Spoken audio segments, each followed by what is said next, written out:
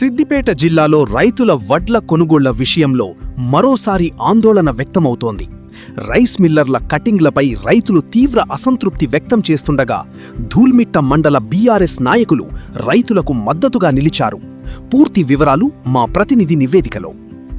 సిద్దిపేట జిల్లా చేర్యాల మండలం ముస్త్యాల గ్రామంలోని రేణుకా రైస్ మిల్ వద్ద రైతులు ఎదుర్కొంటున్న సమస్యలను ధూల్మిట్ట మండల బీఆర్ఎస్ పార్టీ సీనియర్ నాయకులు చొప్పరి సాగర్ ముదిరాజ్ పరిశీలించారు.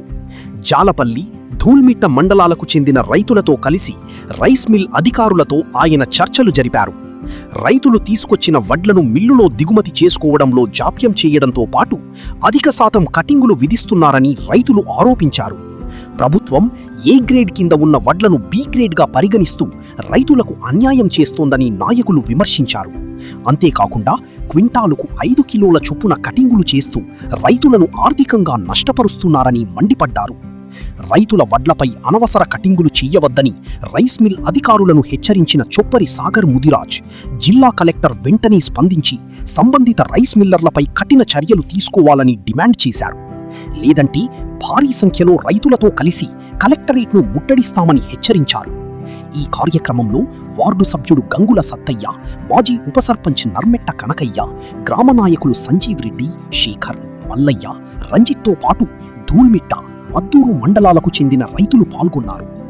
రైతుల సమస్యలపై అధికారులు ఎలా స్పందిస్తారనేది ఇప్పుడు ఆసక్తికరంగా మారింది.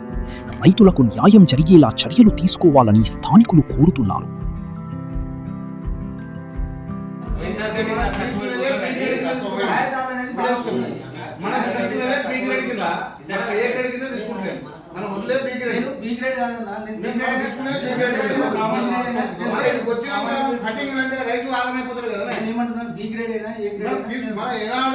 ప్రభుత్వంలో బి గ్రేడ్ అనే ముచ్చటే లేదు.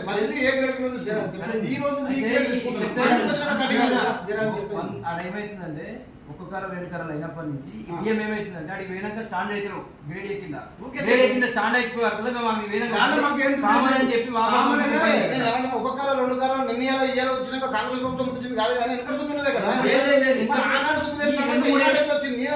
గ్రేడ్ పాస్ అవుతుంది, అది గ్రేడ్ ఎక్కిందా స్టాండ్ దయచేసి లేదు. ప్రభుత్వం ఏమో ఏ గ్రేడ్ ఉంటాడు బి గ్రేడ్ కింద మార్చింది.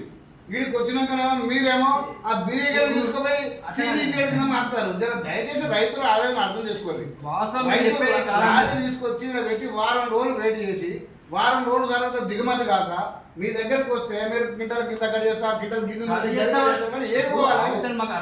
ప్రభుత్వం పట్టించుకోక ఇటు మీరు సాగరితే కానీ సాగమంటున్నా రైతులు చెప్పండి. మరి ఎడిపోతామే ఎడిపోతుంది వ్యవస్థ.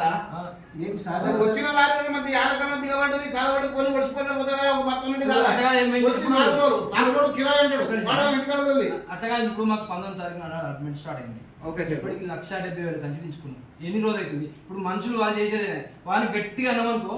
మొన్న ఒక మిల్లులు ఏమైంది గజ్వేల్ దగ్గర రాత్రి అందరు వీకిరు 50 లారీలు ఉన్నాయి, 30 ట్రాక్టర్లు ఉన్నాయి.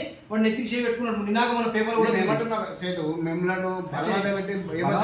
ప్రభుత్వమే తప్పు చేసి ఏ గ్రేడ్ బి గ్రేడ్ చేస్తే మీరు కూర్చొని కటింగ్ పెట్టడం సమయం కాదు. అవగాహన లేకుండా ఒక మాట చెప్తున్నా. ఏ గ్రేడ్ బి గ్రేడ్ల డిఫరెన్స్ ఏం లేదు. అవునా? రేట్ తక్కువనే 20 రూపాయలు క్వింటల్ 20 రూపాయలు లెక్క కొట్టుకో. 100 కింటాల కట్టయితే ఒక 1000 కింటాలు తీసుకుంటే ఎంత డిఫరెంట్ వస్తుంది?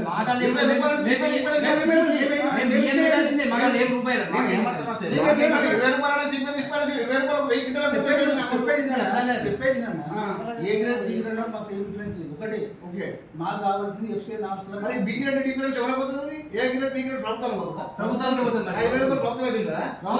కామన్ కింద బియ్యం పెడతాం మేము. తక్కువ అవుతాయి కదా, 63 కాకుండా తక్కువ అవుతాయి కదా.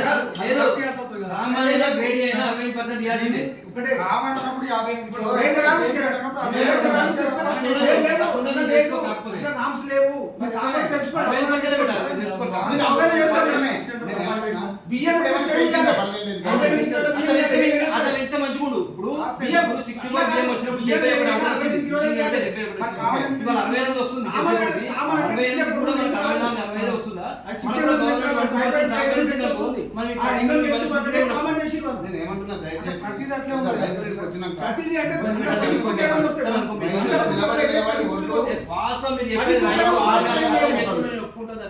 రోజులు 6 రోజులు ట్రాక్టర్లు ఆగుతున్నాయి.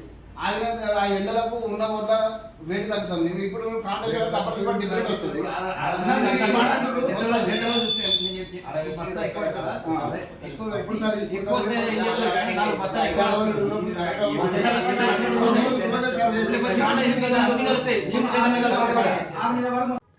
అతి తక్కువ సమయంలో మీ వ్యాపార సామ్రాజ్యాన్ని పెంచుకోవాలనుకుంటున్నారా?